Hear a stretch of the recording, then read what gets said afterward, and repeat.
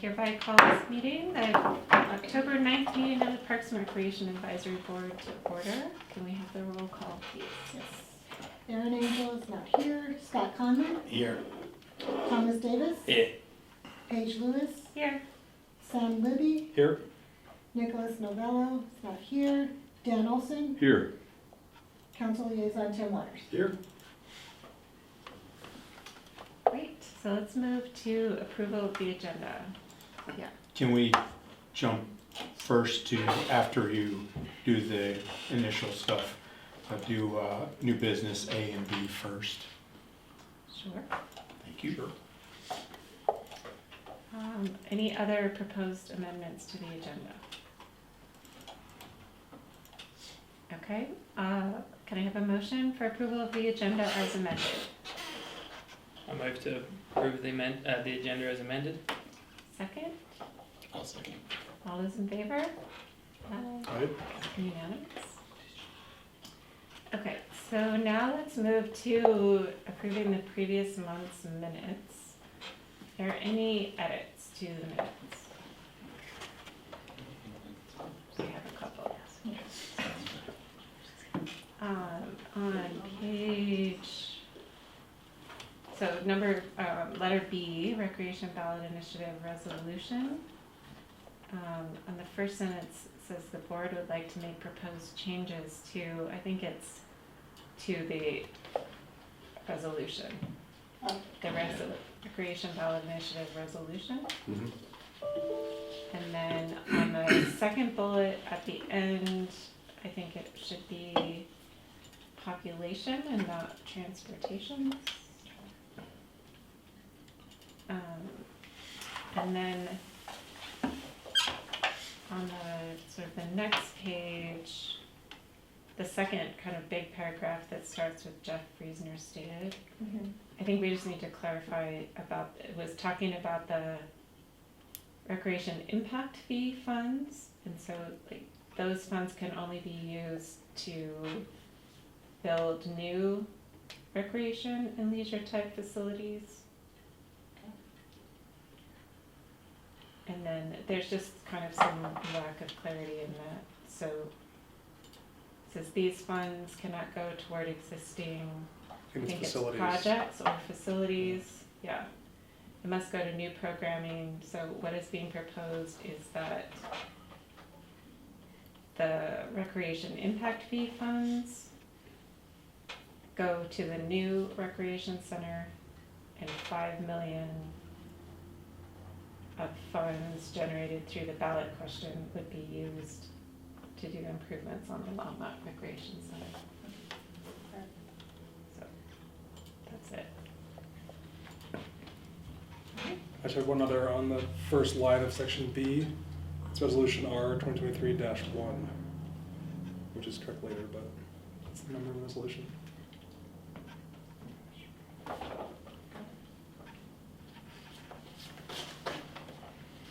Okay.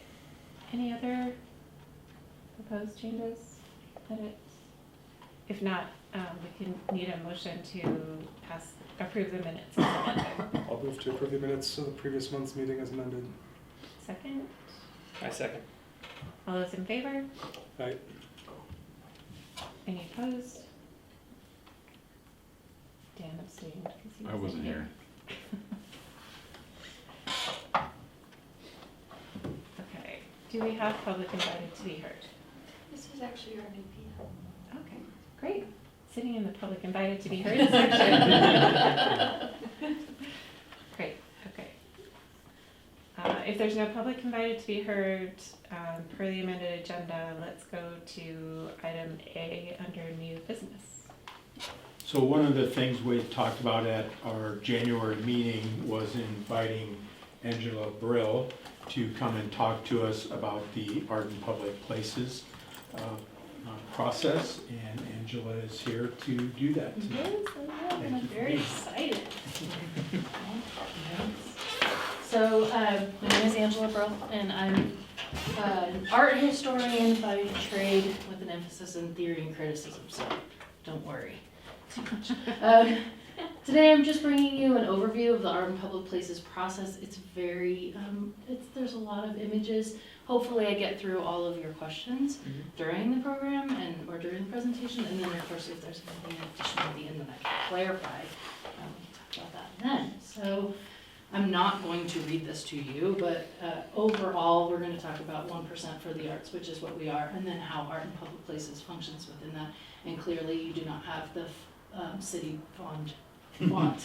And so here we go with this one.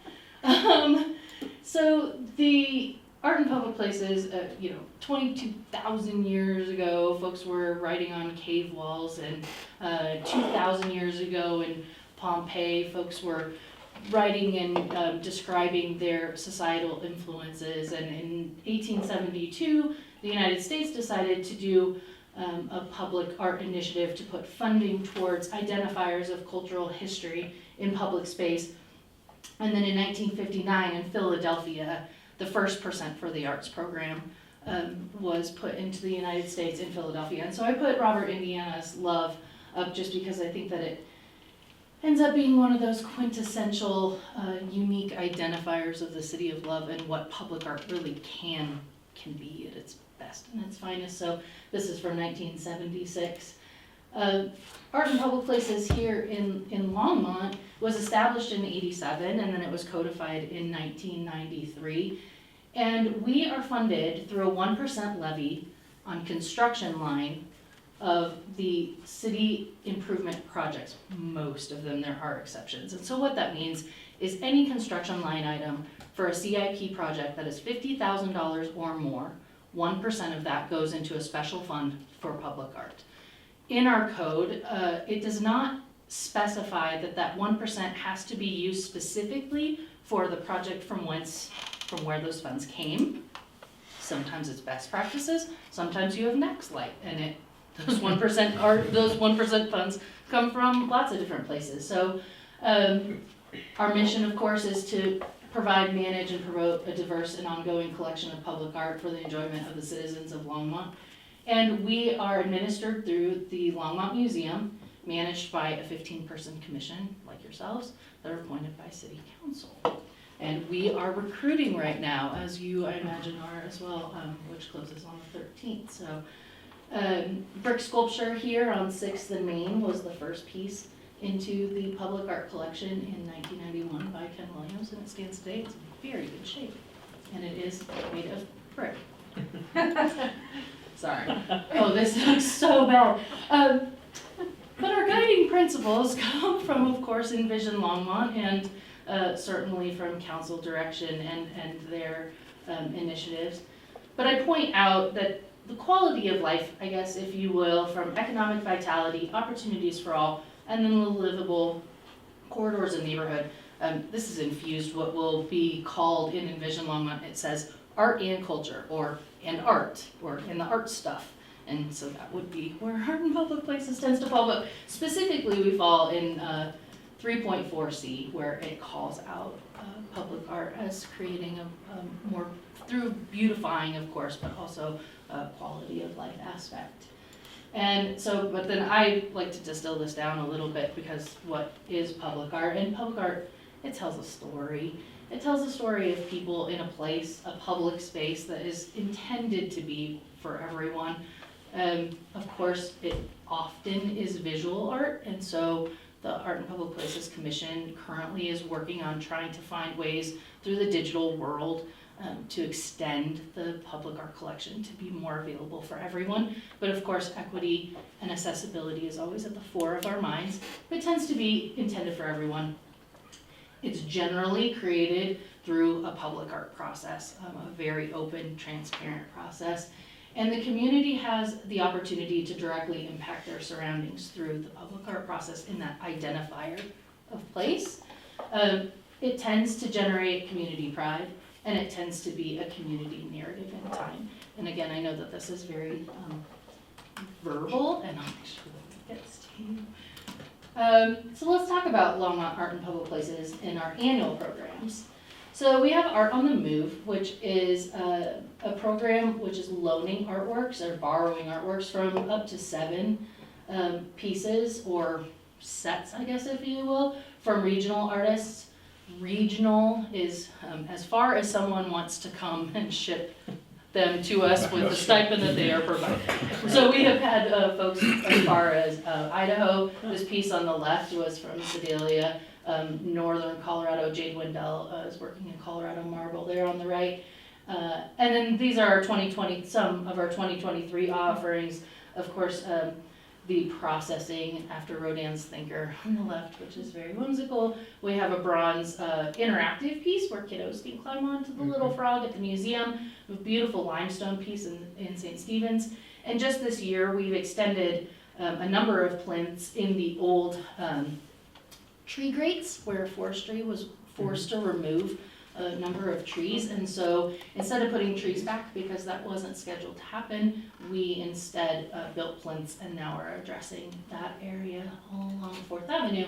We also did some two-dimensional art, I guess two-dimensional or wall hangings, because it's not really two-dimensional, indoor this year. So Joan Norman Stainless Wings on the left was an interactive piece where there were little feet on the ground and you could go and encourage people to stand and take their picture with the wings on the left. And then still in the Safety and Justice building on the right is Becky Waring Steele's digital photography. She makes tiny little models of humans and then puts them up into very large scapes, but then creates these vignettes. So the people are actually just little tiny. And Becky Waring Steele is a really good example of the vitality and the prominence of Longmont artists. She was a student, went to high school, grew up in Longmont, is a thriving visual artist down in Denver. And when she saw this opportunity to do a display in Longmont, she jumped at it. And it just so happened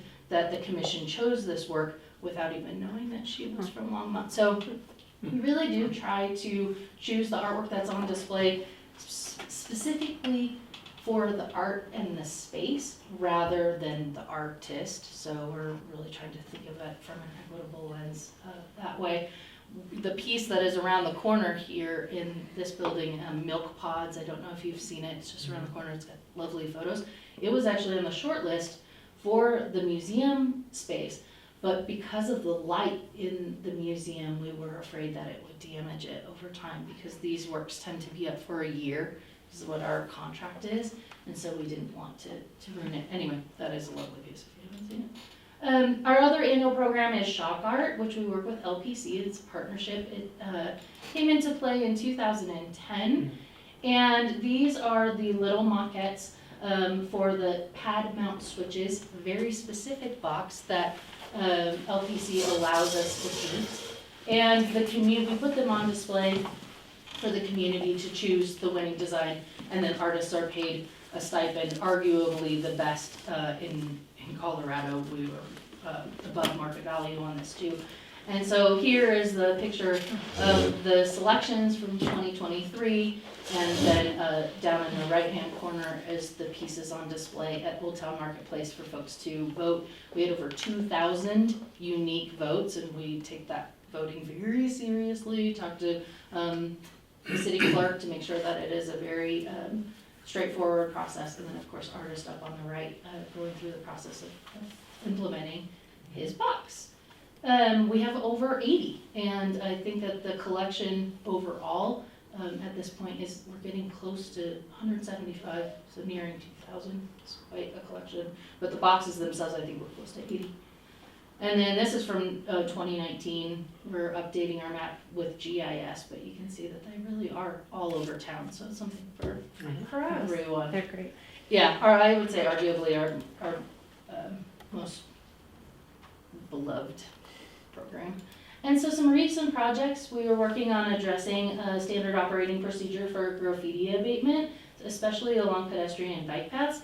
It's been a challenge. So this artwork at 9th and Alpine was originally painted in 2018, and idle hands during the COVID times weren't helpful for us, and so we came back, commissioned the artist again to do another community painting, kind of in a paint by numbers. I wish I could tell you, I have those stats somewhere, but it was over 200 participants, nearly 18 to 20 kids under the age of 18. and only one hailstorm. Yeah, we learned a lot about how to wrangle folks and keep everybody busy. That was way too many volunteers for any given time. This is a number of the commissioners who came out to get working, and then Evan, the intern, bless his heart, Evan Pan on the right was our high school intern who worked on this project, and was really very valuable. And that's Pat Milbury finishing up the touches with the aerosol cans after some of that. The Butterfly Pavilion was a project that came about with the Sister Cities Association that wanted to do a piece to dedicate and commemorate the 25 years of their partnership with Ciudad Guzman. It was supposed to go into Nino Gallo Park, which is the parks, or we're not quite there yet on that park, so we had to hustle, same kind of thing during the COVID time, to find a new place for it to go. And so Sister Cities met with superintendents of the park, and they chose Flanders Park, which is an idyllic scene, of course, overlooking McIntosh Lake. You can see the Twin Peaks, and so every year going forward, when the exchange happens, and down in the left-hand corner you can see some of the kiddos from the exchange, they'll be meeting at the park, meeting at the pavilion, but it also is a gathering space for community. So it serves that dual purpose of an identifying mark that is symbolic and representative of their home in some of those colors, but sits in Longmont and really is evocative of that partnership. So this is a quick and dirty look at our project management kind of scale, if you will. At any given time, because we are cyclical, we have a project queue, from staff people to looking at our CIP projects. We try and narrow and get an overall view of all of the potential projects and opportunities. And then every fall, the executive team of our 15-person board narrows it down and prioritizes those projects. And then we move forward after research. Some things come up the queue, some of them fall down. In the planning phase, a task force is nominated, and a selection panel, which tends to be a number of residents, and finalizing all of those details. And then the execution, which is the really fun part, which is when we put out the request for qualifications to an artist, and then we narrow it down to a field of artists that are experienced in the kind of artwork that we're looking for. Then we pay those artists a fair wage to actually create proposals. Those proposals come forward, open community meetings happen, anyone can give their opinion to the selection panel of what they like and what they want to see, and then the selection panel narrows it down to two, one artist that they want to go under contract with, and an alternate. And it goes into internal review, contract phase, fabrication, installation, dedication. Done. Inspiration. Right? All the things. All the things. So some of the things that we have coming up, and some of the things that Art in Public Places likes to see, such as your Fox Meadows, which doesn't have its name, on the left, and Clover Meadows on the right. Wherein the infrastructure piece of it is already in the project that the Parks Department is going forth. So we're bringing the artwork into and integrating, so we're not double doing duty. We're not double pouring concrete. We're not double forklifting and all of those bits and pieces. So these are two exciting projects, and the Art in Public Places Commission has allocated $60,000 for each of those. You have the 3 park projects that are coming about. These two, and then also a turf. I always call it AstroTurf, and then Steve Ransweiler laughs at it. Synthetic turf. Synthetic turf, which that doesn't really make a lot of sense for Art in Public Places to participate in an integration project there. So some of those dollars then have been reallocated into these two. And again, it doesn't have to be a 1-for-1, that exact 1% to this project, but it sure is close.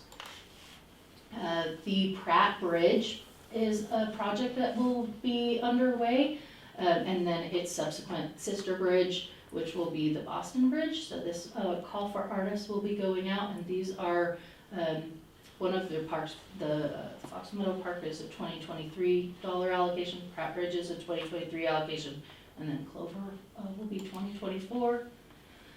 Other things that we get to do with a program from 1987 is take care of things we already have.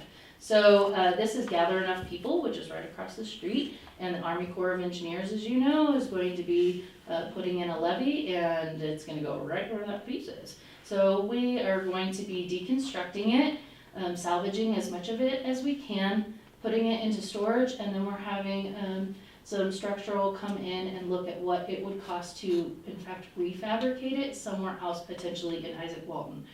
And then Art and Public Places will look at the cost, and then they'll make the decision to reallocate or allocate those funds into reconstruction or to decommission the object. And who knows what that'll look like, but works, I think, similarly to a pneumatic truck scale, or it did. When you walk out and you gather enough people, the weight goes down and electrical signal goes out. It goes up what I call the whirligig, and then the whirligig kind of opens and like a butterfly. Hasn't worked for many years, and of course the flood sure didn't help.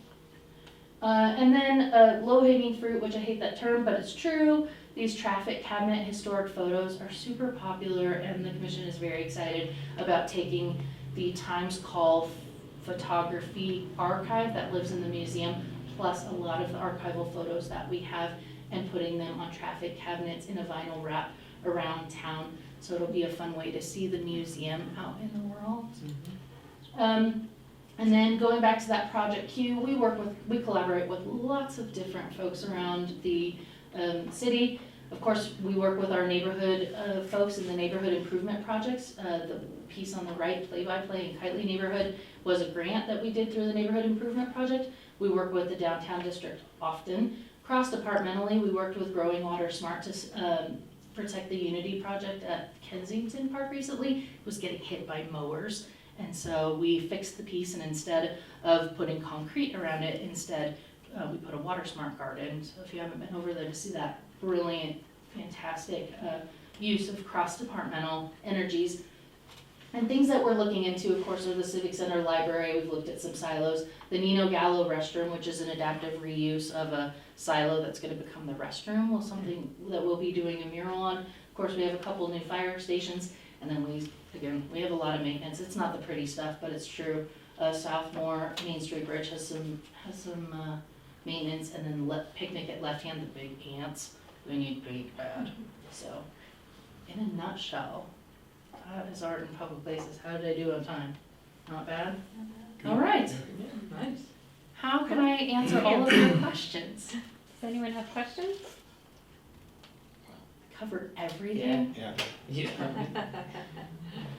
All right. It's pretty good. I have Yeah. one. We have this new process that something bid and something in bid. Is Art in Public Places part of that? When you guys do the new parks, Grade 8 and 5 or whatever. it was. 8/5, all that, is Art in Public Places in from the get-go, or after the fact, we say, now what should we put in? Or I just wonder how it works. Good question. If Yeah. you want to or I me. can go. Go ahead. No, we've already working with her team on Fox Meadows and Right. Clover Meadows. And the money from our construction budget then does hit their bucket. So it's not that we don't award artists or do any selections early on, but we collaborate so then they can get their process started and work to find out what the most effective. So a site or Yeah. a size or that's somewhere Those in the are- design phase. We're in the or conceptual phase right now, Okay. actually master planning Fox Meadows, so you guys are coming up with some pretty fun ideas. Yeah. Clover Meadows is a little further in design because it started in Yeah, 2019. right. So it'll be a little bit lighter, it won't be quite as integrated, but Okay. yeah, they're involved. So that they are involved, or that's great. That's the way it ought to be, I Yeah, think. she's Angela's been at all of our public meetings for Yeah, Fox Meadows too. Wednesday too. Ah, Yes. Absolutely. But the integration is really, that's where it looks the most seamless.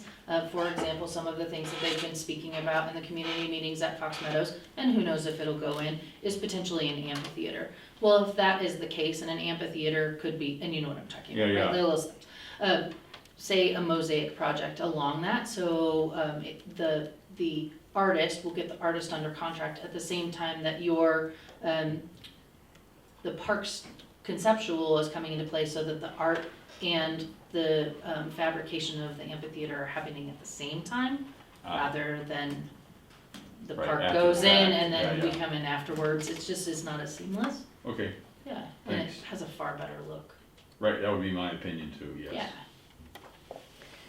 I have a question that might be related to that, because I was just wondering how, when you put out an RFP for artists, for like Fox Meadows or Clover Meadows, like, do you put out like a theme or something that you want them to respond to? Like, what kind of guidance? Is it just Yes. any idea you have, or is it? That's a very good question. So we start with the RFQ, and the difference between the RFQ and an RFP is we're asking for qualifications, and there's certainly a narrative that goes along with that. So let's use the word whimsy, because I think that everyone, you can see in your mind the difference between maybe a figurative bronze versus a whimsical piece of public art. And there's certainly the distinction there, right? And so within the narrative of the qualifications, we say we're looking for a mosaic artist who uses mixed media, or even something like if we wanted to use upcycled materials only, we would put that into that narrative of what it is that we are looking for. And then artists are gonna come forward and they're gonna put their qualifications of the artwork that they've done before. Depending on the scale and size of the project, if you want to bring in an artist who maybe doesn't have a lot of experience, or if you're really looking for someone who has a lot of experience. Like the Pratt Bridge, that's gonna mean permitting, that's gonna mean getting different equipment down. So we look at it that way. And so there's always subject matter experts that help the selection panel along, but really, they look at all of the applications that come forward, and when they're looking at a park project, anybody who submitted their paintings for their qualifications, they move them along. And so the short list kind of narrows itself down, but then that's where the good stuff happens, because then we pay those artists from the short list to bring their actual proposals together. And that's when they do a little bit of heavy lifting and say, this is really what I'm thinking based upon my qualifications as an artist. I'm using my methodologies, and this is what I want to bring. Great, thanks. Sure. Just had a brief question. Yeah. About, the digital implementation that you brought up there briefly at the start, Mm-hmm. is that something that also has a physical element, like it's a touch screen at the art site, or you're just talking about better photography so it's available online? Like, Yeah, I think that where we're starting right now is going to be a QR code that ends up being on the artwork label, and then has tour information, physical information that someone could hear. We actually spoke with the School of Sight and Hearing, and I can't remember the name of the actual school, but down in Colorado Springs, and said, we're thinking about implementing Braille onto our labels. And they said, oh, please don't, because we're so technologically advanced now that folks can actually use their smart devices, or you could go get one from the library, and the devices are able to find that QR code and then zip straight into the profile of the piece and go forward that way. So it's going to be a slow rollout. It's going to be starting with tours, so very guided direction of going to these pieces downtown, and then Quail Campus is where we're starting, and then hopefully along the Resilient St. Vrain. And then something like this has a seek and find aspect to it. So how many kittens are there? How many kites are there in Kitely? And so hopefully the goal is that slowly but surely we will continue to build these assets and make this visual piece of artwork at the very least interactive with unsighted people or others. Yeah, and that was the only other thing I had to ask was beyond the disability element of it, like Sure. getting kids involved with it as well. You mentioned go spot how many cats are on there or whatever. Yeah. Is there some sort of planning for implementing more of that as well? Or?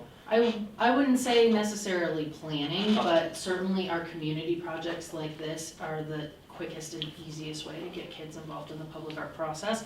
Yeah. We do field trips with the St. Vrain Valley School District all of the time, which is great, and over COVID it was actually something we were really successful in, is bringing digital field trips to go and find things around Longmont so kids can kind of go out on their own. But yeah, we're working with the school district all the time. It's the littles, I think, that are a little bit harder, Yeah. but certainly within the museum, the Discovery Days program, along with public art, there's a kind of a beautiful marriage that way. Yeah. Thank you. Yeah. Yeah. Anything else? Thanks. What's the best way to stay abreast of new things? I looked for a newsletter or anything on the website, but Yes, so you can sign up for the newsletter. They're only quarterly. We really don't blast the general public with a lot of things. Social media, Facebook, and we got an Instagram account. Cool. So we got approved. So slowly but surely that. As I understand, the website with the city is being revamped, which would be very helpful for us, but the entire collection is on the website, you just have to scroll I for saw, yeah. days. It's so many pieces of art, what a good problem to have. Oh, right, good thing, I love it, that's exactly it, yeah. Cool. Well, thank All you right, for thanks so having me. much. Thank I you. really Yeah, thank you. appreciate your time. And if okay with you, I'm gonna boogie. Yep. All right. Thank you. Thank you. Yeah, end of the show. There it is, just a Zoom receipt. All right, so we will move on to the next item, which I think is Tia. Yeah, we're gonna let Rachel in, and then I would imagine we might have to mess around with audio. See if we can- Thank you. Fun, thanks. Here you go, you can try it. I'll do my best. Hey Rachel, can you hear us? We can't hear Both you. of them are, She was muted. try it again. Can you say something? We'll see if we can hear you. Cool, cool. Yeah. Let's see. Settings. What if we're still under you, if you unmute you? Oh, Go to the that's- microphones. Go to. Yeah, just that drop down right there, and then Oh, here. there you go. The Samsung, I think is what it is. Samsung? Okay, Yeah. I know it's one of these. All right, say something, Rachel. Hi. Yay! All right, that wasn't too bad. Cool, thank you. Alright, so that was great. That was quick. Hi, sorry I can't be there in person. I'm getting over COVID. So you don't want me there in person. But it's nice to be here with all of you. Just a quick note that my husband has COVID, my children don't. So I told him if he really needs me to interrupt me, because this is important, but I really don't want my children home for a week from school. So hopefully that won't happen. I'm outside with them, but if they need me to intervene, Got there's a it. small chance I'll get pulled away. You guys prepare everything. Right on. So anyways, I'm Rachel Brett. I'm the Director of Community Impact at Thorn Nature Experience. We are an environmental education organization currently based in Boulder, soon to be based in Lafayette. And prior to this role, I started about 10 months ago. I worked for Wildlands Restoration Volunteers in Longmont with Taylor for a time, so she and I go back. And I'm just pleased to be working with her again and with the city of Longmont moving forward about some really exciting things. So I'm gonna talk a little bit about our Nature Kids program that's primarily been based in Lafayette up till now, and that we're working to bring to Longmont. And then hopefully I'll leave myself a few minutes for a quick video that speaks to it better than I can, and then of course for you all to ask questions. I'm going to share my screen, if that's okay, and hopefully that works. If it doesn't, I will go without the slides, and that'll be fine too, but I'm gonna try to share my screen. Okay, can you all see that? It's black, but we have. Oh, there it is. Yep, we got it. Okay, I'm gonna leave it like this, as in my experience, actually putting it in like presenter mode doesn't work great. So let me know if anything gets messed up with that. But like I said, I'm with Thorn.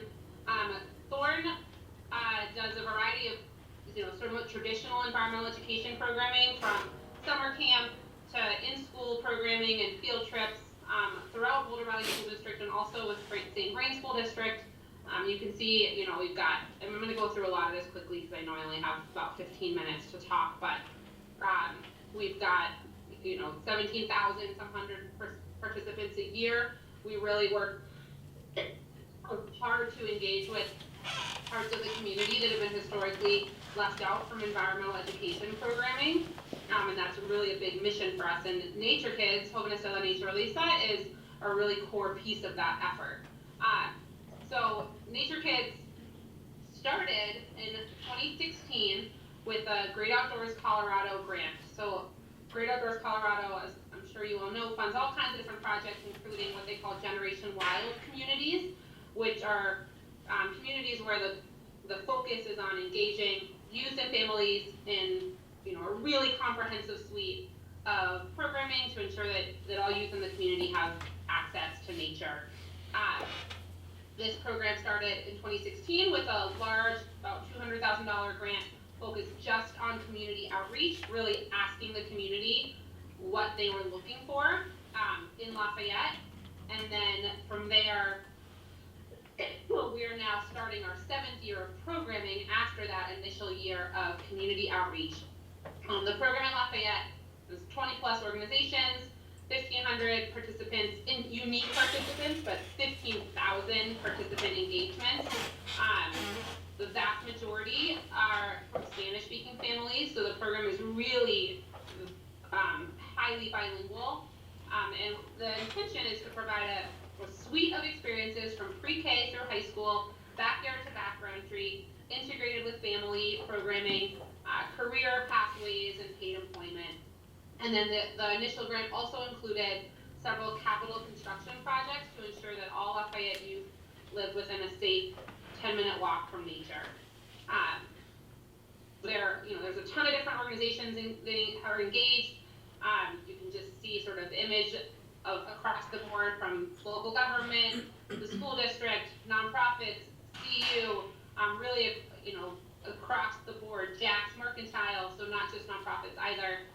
Really with the idea that, Thorn has a niche in the space of getting youth outside, but we can't do it all, and we can't do it all the best. And so the more we work together with other organizations, the more we can provide programming that fills the gaps together, and then really can engage and provide multiple entry points for youth and families, some of whom might be really excited about going on a camping trip, and others who might come for a gardening program, and others who might want to try equine therapy. And so having many, and others who just need pre-K, childcare in the summertime and free summer camp.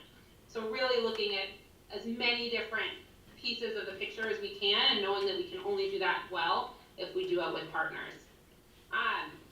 In Lafayette, our community that we really ended up prioritizing, because there wasn't as many community assets in Lafayette as in other parts of Boulder County, really focused on neighborhoods serving the Spanish-speaking community, particularly around Sanchez Elementary, but also serving Pioneer Elementary and Ryan. So we really focused a lot of our outreach and our programming and our capital construction in those specific neighborhoods for those reasons. I'll come back to that video in a minute. So like I said, one of the most important pieces in this process that we also know is crucial for Longmont when we are able to start bringing programming to Longmont is knowing what the unique community needs and assets are in Lafayette, and knowing that those are not the same now as they were, almost 8 years ago, and that they won't be the same for Longmont. And we've expanded in a small way to Boulder, the city of Boulder as well, and that they're very different there too. Sorry, my cough is mostly better, but it's still lingering. And like I said, that in and of itself in Lafayette, because we had this big grant to back it up, was a $200,000 almost process of just getting out there, connecting with the community, sometimes in nature itself, and asking the questions. So we were really talking directly to folks in a really authentic way, and working directly with leaders in the community to make sure that we were talking to as many people as possible and getting real answers that you can't really get unless you are building relationships at the same time. Like I mentioned, another real core piece of this was that scaffolded approach from pre-K through high school, building in family engagement and looking at as many different entry points to engagement as possible. So we centered this in a lot of ways around head, heart, hands, and feet, which mean looking at how we learn, how we explore, how we connect, how we act. All of those are pieces of getting youth out in nature and families out in nature, and some of them are going to speak differently to different people. And also, as youth grow up, there's different developmentally appropriate pieces. We don't wanna teach a 5-year-old about climate change before they've had a chance to learn about the plants and animals in their own backyard and build a relationship with nature and empathy for the world around them. You're not gonna have as powerful as an impact.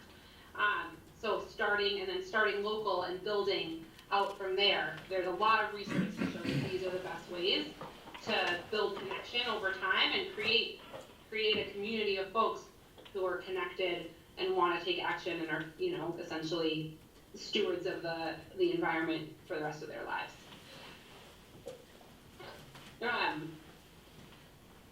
I've talked about a lot of this already, but like I said, programming pieces, nature play area, programming pieces really span the gamut. Like I said, hundreds of free summer camp spots, not just with Thorn, but with other summer camp providers as well. So, you know, that for a long time, like all these different organizations were in competition with one another, and we really tried not to see it that way. So instead of focusing on it that way, it's okay, well, we can't serve everybody, so who else can we pull in to provide more space and more opportunity? So free summer camp, in-school and after-school programming, family camping trips, family hikes right in town, and stargazing, and Zumba in the park, and equine therapy, art programs, really as many different things as we could think of. And then, like I mentioned, there were also some capital pieces. We built a nature play area at Sanchez Elementary. We built some access trails. Some parts of the community here in Lafayette could see, you know, certain open spaces, but had to go way around because there was like a chain link fence just to get there. So we worked with the city to shift that so that folks had access, no matter what part of the community they lived in, to the open space that is so valuable. You know, I'm not going to spend a lot of time on here, but we've got a ton of data just on the outputs. There's, you know, one example of summer engagement, 874 participants on average, 24,000 hours of engagement in summertime alone. School year engagements, there's more because we're able to access every single kid in the 3 schools that we work with here in Lafayette. I say here because I live in Lafayette. I mentioned the capital construction that was also a piece of this project. You know, one of the things we heard from folks when we did that community outreach in the first place was that there were all these gazebos. Wanaka Lake is a real gathering place here in Lafayette, but you had to rent them months ahead online in a system that was only in English. So we built a new gazebo that was non-reservable so that folks would have access to a gazebo that they didn't have to rent online in a language that they didn't speak months ahead of time.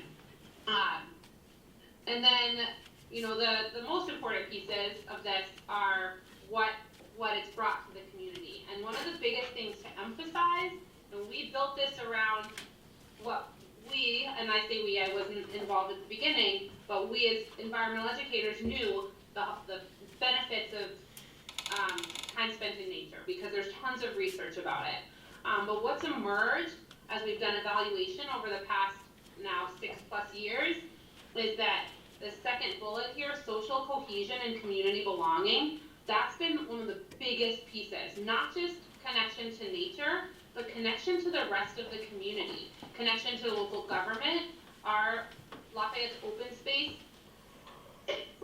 agency and staff have been really involved in this project, so connection to local government, not just within open space, but when Lafayette's current mayor, who's I believe the youngest mayor in the state of Colorado, in the history of Colorado, when he was running for government, it was this community who had met him through these programs, because he was a youth here in this community, that rallied and spoke at various events and really like came together. So that, and then that belonging to one another and community connection with one another as well. There's a whole bunch of other highlights, like I said, appreciation for the outdoors, time spent in nature, stronger sense of place. But this community belonging and cohesion was one that maybe wasn't quite as anticipated, but has really emerged as a theme that's been so vital to what we put together. So that's what we're coming from in Lafayette. Like I said, what we've done here isn't the same thing that we envision bringing to other communities. A couple of years ago, Nature Kids expanded to the city of Boulder in a much smaller way, and we did a year-long pilot program there to get community input from the city there, from the residents there, to figure out what was different. We can't base what we're doing now on info from 7 years ago. The world was an entirely different place, and these are different communities. So looking ahead, we are still going in Lafayette, and we just got additional funding from GOCO to keep the program going in Lafayette. Someone is actually building a nature center right here in Lafayette, so we'll soon be based in Lafayette ourselves as well. We are expanding the work that we're doing in Boulder. And then most relevant to you all is this pilot that we are working on with Taylor and others in Longmont. And in connection with that, this Nature Everywhere initiative that Taylor and myself and a couple of other partners from Human Services, as well as from the nonprofit sector, our core team also has someone from the Community Foundation on it. So we are coming together with this commitment towards Longmont being a Nature Everywhere city. And so we'll be traveling as a team in a couple of weeks to Austin, Texas, to start visioning what that looks like, with the anticipation from Thorne's side of things that in 2024 we have, I'm still working on exactly how much, but funding to invest in a pilot in Longmont to launch some initial programming, some summer camp scholarships, some family programming, in conjunction with partners including the city and Wild Industries and Volunteers and Calwood Education Center up in Jamestown, to utilize some initial programming as a chance to really get a sense from the community of what would be valuable there. Also building on the asset mapping and the research that's already been done by folks within the city, because one of the great things about Longmont that Taylor and I have talked about is that there are assets already in place in Longmont that Lafayette didn't have when we started, and so we want to know what's already happening and how Thorne can support it.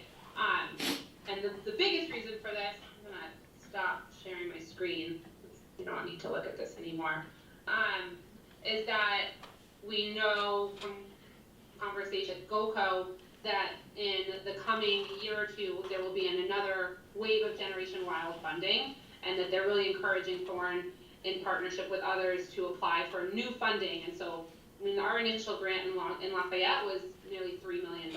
So there could be a really big investment from GOCO and our ability to launch a program like that in partnership with folks really already rooted in the city, hopefully in 2025. So that's sort of where we're coming from, and we're really excited to be working with the city. And like I said, we know that there's so many amazing things already happening in Longmont, and so our goal is to come in and support and bring what we have and what we've learned, and not to take over the things that are already happening, but really to help network and bring in new partners who are excited to be there as part of what we've already built, but really do that in a way that's responsive to what the city is already doing, and in conjunction with the folks we're already working with in open space and human services.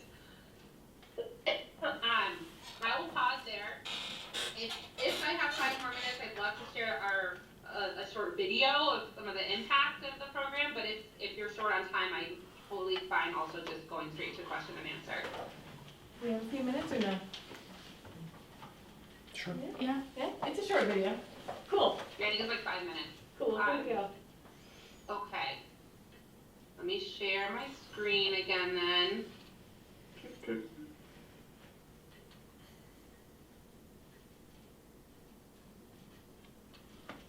Okay, can you see that? It should kick up here just a moment. Probably take a second, there we go. All right, and let me know if you can hear it. Okay.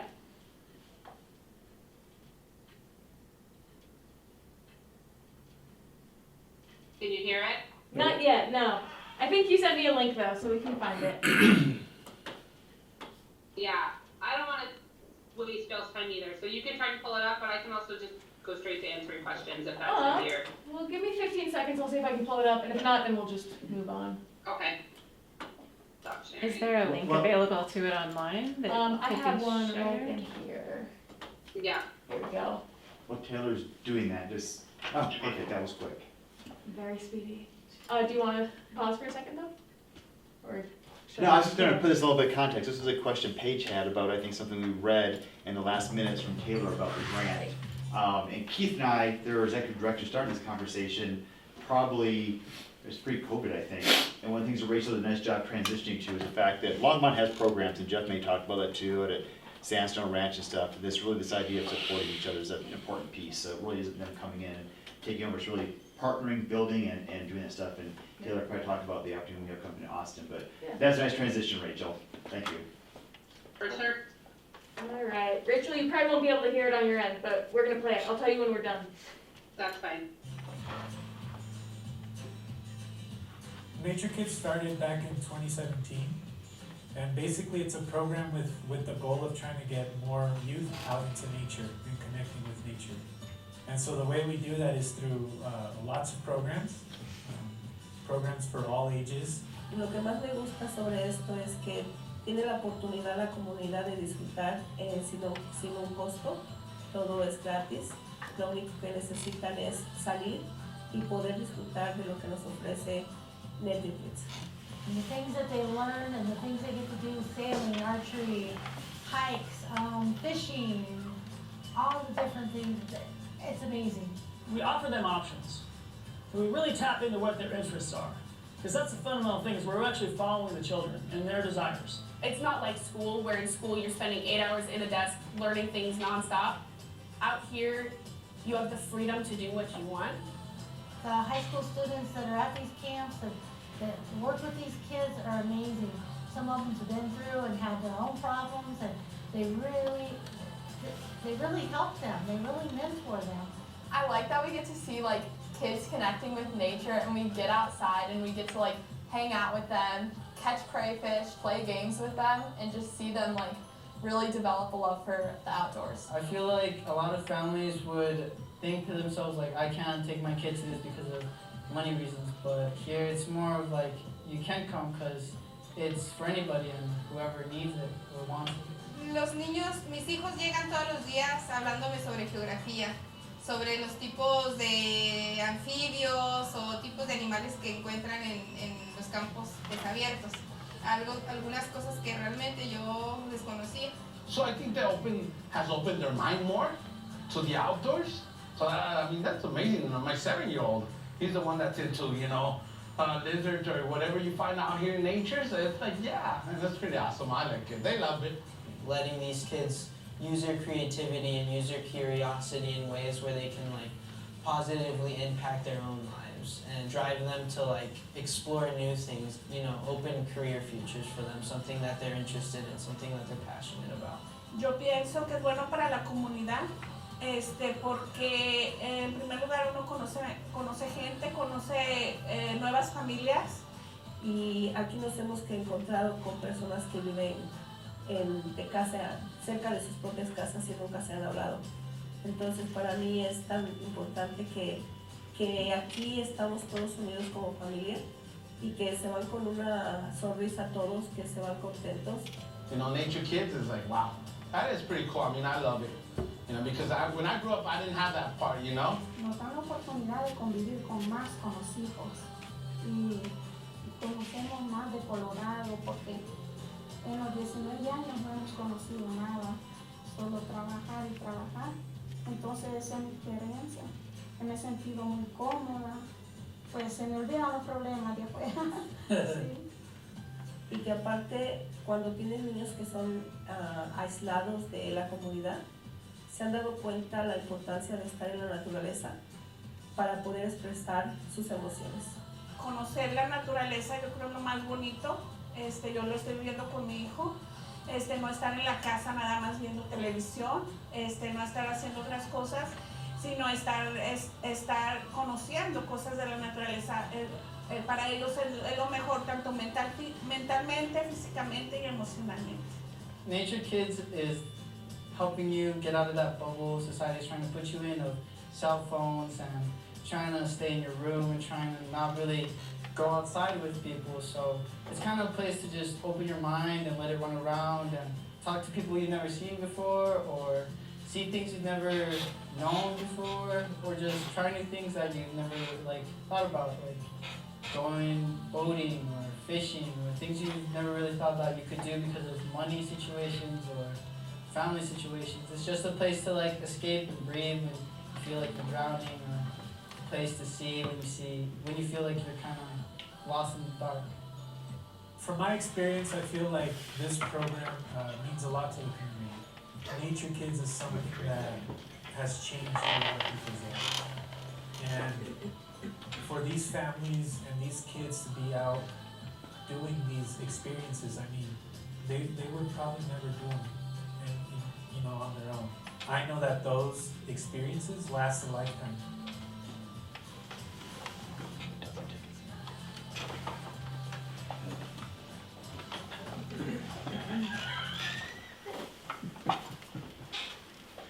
Right.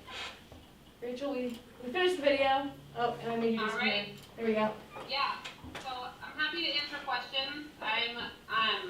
I'm really excited to spend this time in a couple of weeks with Taylor and David and two folks from youth and oh my God, I'm still a little foggy. Children, youth, and families. But human services, children, youth, and families, right? So I think that'll be really, really awesome for us to spend some time together and meet and get to learn more from them about where we can go too. Yeah, and just to quickly talk about Nature Everywhere. So yeah, that's Rachel's mentioned. This is where we're going in 2 weeks. David, Rachel, me, and two from Children, Youth, and Families. Human Services are heading to Austin for a Vision Lab. It's something we applied for and we got awarded just a few weeks ago, really. And it's a national program, and it sort of will help us kickstart this whole thing. It's a 2-year process where this program helps us work with communities to get, develop focus groups and figure out what the communities want, and then they set up sort of a framework. They have all the templates to sort of set these programs up, develop strategies, make it happen, and then kind of measure things as we go along. And it also comes with some potential funding opportunities, seed grants that I think are 10 to 50K, and then catalyst grants after our 2 years is up for continuing to develop programs. So with, Rachel mentioned kind of potential GoCo funding in the future, and it's sort of a drop in the bucket, but it's also a significant opportunity, and it helps us get the ball rolling. So yeah, I think that's the gist. The other partner in that though is also Longmont Foundation? Yeah, Longmont Community Foundation is the other member of our core team, besides Thorn and then us and Human Services. But we'll be working with other nonprofits and organizations and businesses potentially throughout this process. But yeah, that's the core team, is Longmont Community Foundation, Children, Youth, and Families, Community Neighborhood Resources, us, Parks and Natural Resources, and then Thorn. So I think part of what was in the board packet last time mentioned building an outdoor equity vision. Is that part of what you guys will be doing? I don't really know what was in the packet last time, but yes. It was in your updates on that. Oh, sure, yes, and this is exactly that. This is, the whole thing is building in or improving youth outdoor equity in Longmont. So the goal will be serving these underserved communities, as much as possible. And I want to just add that one of the things that we found in the environmental education world is that there's a lot of organizations who want to engage with communities they haven't historically been able to engage with, but don't feel like they have the resources or skills. And so that's been one of the pieces that we've been able to help fill, and I think we'll be able to work really closely with others at the city to figure out how to best do it in Longmont, because in Lafayette, for example, we have 2 community liaisons who speak fluent Spanish, are from the community, local to the community, their children engage in programming too, and their whole job is to break down barriers. So they are going to families' houses and helping them navigate EPACT summer camp system that I have a hard time navigating despite all my privileges, and buy kids boots if they are ready to go to camp and don't have the stuff on the list, and really do and really do everything we can to make sure that those barriers don't exist. And so because there are so many programs who want to engage but either can't or haven't chosen to commit the resources we found that not every organization needs its own person if they're willing to be a part of a collaborative that is thinking about this holistically, willing to put in the work to make sure that there's equity in their programming, but not necessarily able to hire somebody to put in all the legwork, like, that we can hire that person sort of centrally. So, you know, that equity is at the core of of this whole effort. And equity looks different in different communities. It's not, you know, that's at the core of equity, but that is the central focus of all of the things that we're trying to do here. Well, in that packet on camp last time we asked us to bring Taylor in, was there something, Paige, that you're looking at this board may be able to help contribute with, or what was your? Yeah, no, I just wanted to learn more about what was planned for Longmont and yeah, understand how the board can stay engaged as you guys sort of pursue this and, you know, help support and understand the efforts. Totally. And I think, I mean, Rachel touched on this, but we don't really know exactly what it's going to look like until we have time to reach out to the community and run sort of some pilot programming next year. So is it gonna look like community gardens or a variety of different stewardship opportunities or nature play, or, you know, it'll probably be a combination of those things, just like it was in Lafayette. But as far as like on the ground, what's it gonna look like? We won't know for another year or two what it's really gonna look like. And I think the plan, Rachel, correct me if I'm wrong, is to, you know, get this started next year and then really get it started the following year and then continue on sort of indefinitely.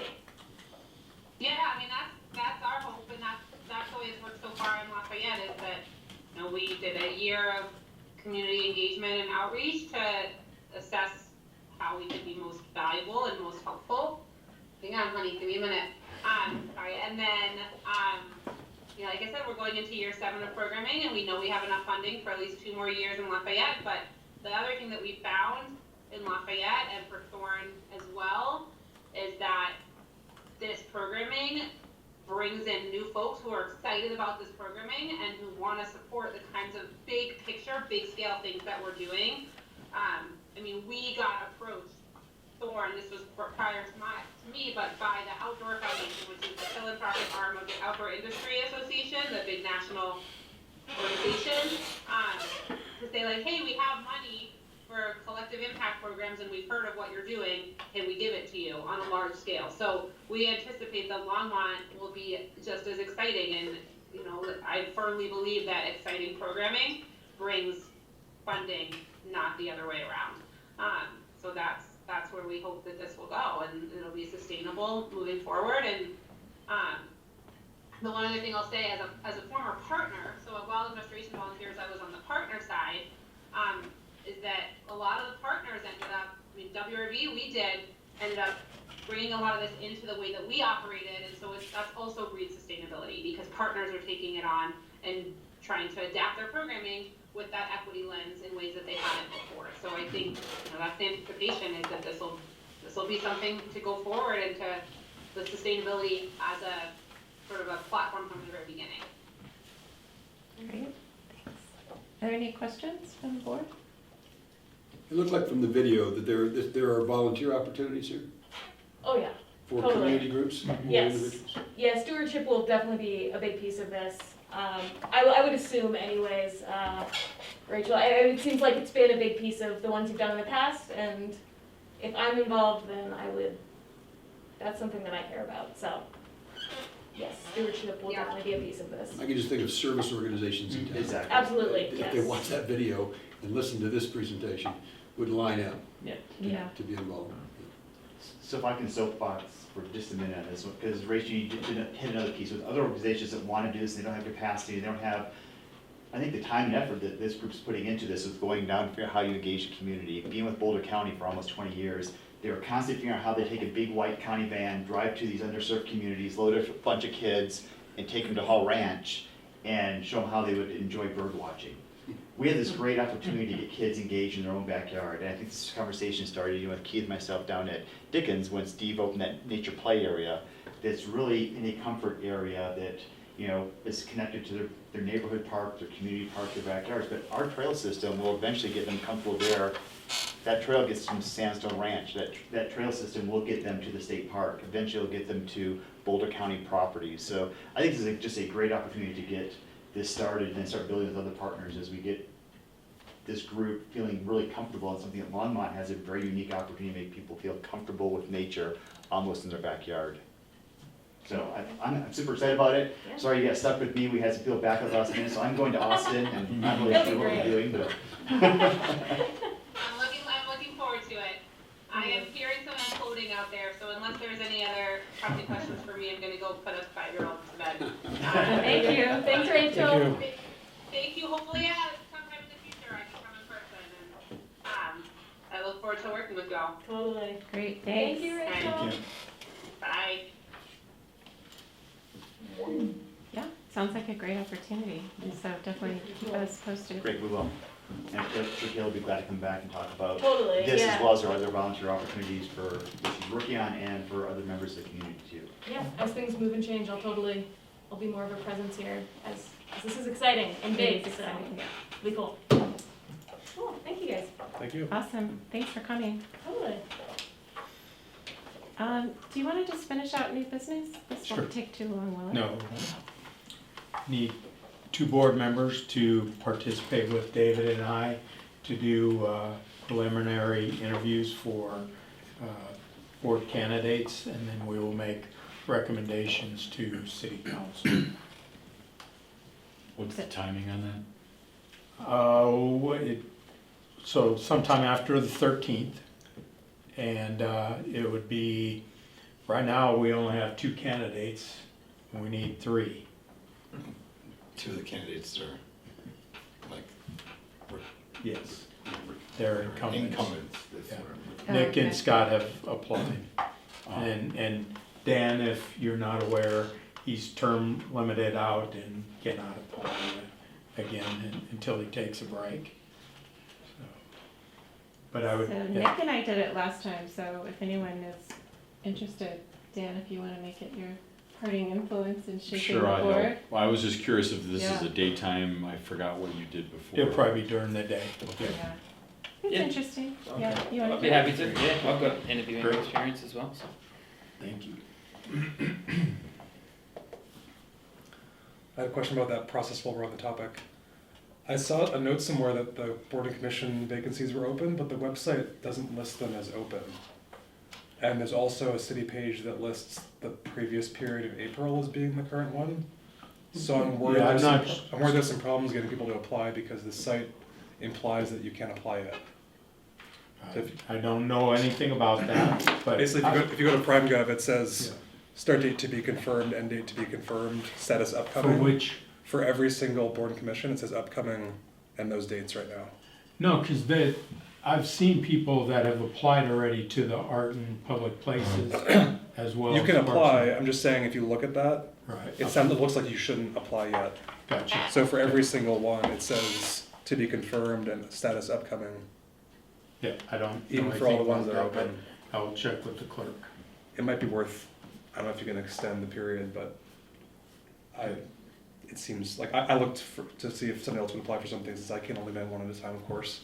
But it seemed to me like it wasn't ready yet. Okay. And also on the city website. Which is bizarre, because it's been open since early September.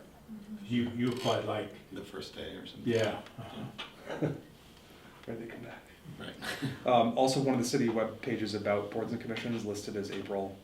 Like, there's 2 pages under applying, and one lists the right date, and one lists the last. Well, the boards are split, and some are mid-year, and some are at end of the year. So I'll look Yeah. at that and get with the clerk's office to make sure. For example, the library filled in June. Yeah, and- yeah, so like this page application process lists the right date. Sorry, lists the, let's see, this says Friday, April 21st, and closes June 17th. And then if you go to the top one, so if you go to the second one, application process is correct, but the boards and commissions one is the wrong date. Huh. So just some confusing stuff that Okay. made me think it wasn't really open yet. Maybe we'll get more than 2 incumbent applicants What then. page are you looking at? There's- The page that says deadline to apply October 13th. if you click on boards, commissions, boards, committees, and commissions above that, it's a similar page that also has a similar button that says the different dates.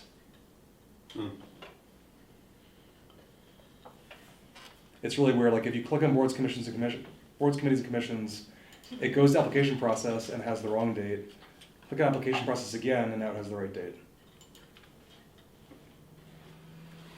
That website update can't come soon enough.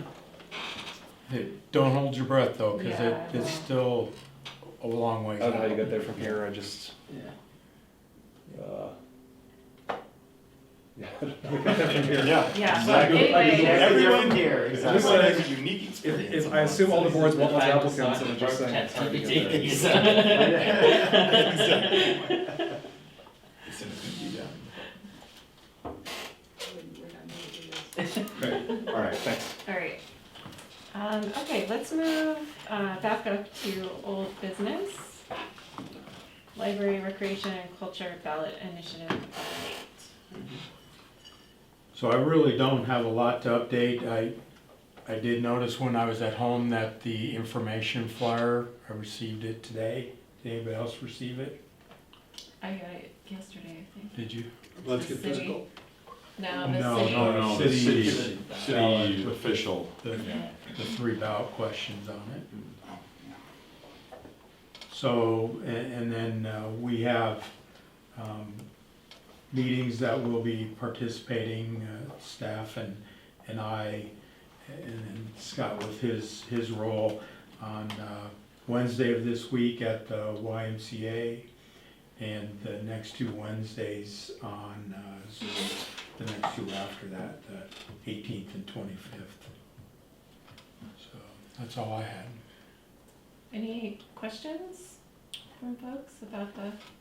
I'm a little out of it. How's the attendance been at the previous meetings? Pretty bad. I mean, hockey was better. I mean, we had probably 20 people at hockey, 10 maybe at swimming the week before. It's just generally really tough to get people to engage. Red Tails was not interested in that at all, in participating. Wow. And we really got a negative response because, they wanted millions extra and didn't understand that the pool is gonna go away. They kept on thinking of it as like, well, this is gonna be an inconvenient replacement of the pool to have the Y there, and not that as a resource that needs to be updated or replaced. That's it's a little bit of a recurring theme. People count lanes that exist already and assume that, there's not much of a change. And you can't see the fact that like if you don't invest in new infrastructure, then we have less than what we have now. So so it's really kind of tough there. Pickleball came out and said that they've been like hammering their people because they love very inexpensive indoor courts, so they are very excited about the new rec center to play pickleball in. So they're taking it. Rhythm go for you. Rhythm went great, like tons of great people to talk to. By and far, if you live in Southwest Longmont, you are for it. The only concern is traffic, and a little bit more recently, the ski hill. Like that's the other one that has come up as the 2 issues. They're there, but by and far, people in Southwest Longmont are for it, and they're like, thank goodness it's taken forever to get to here and that sort of thing. People in the rest of the city, really, people north of town feel like they're being cut off, and new people in town are getting something and they don't get to have something. And there's just there's a lot of angst and not maybe angst, but anxiety or like around the why. Why the why? Why doesn't the city invest in a rec center instead? There's like a million questions around doing the Y rec center at Centennial Pool. So, no matter how much countering that's there, I don't think we really get over the hump of convincing a lot of people like, oh, this is great. Oh, this is a great alternative.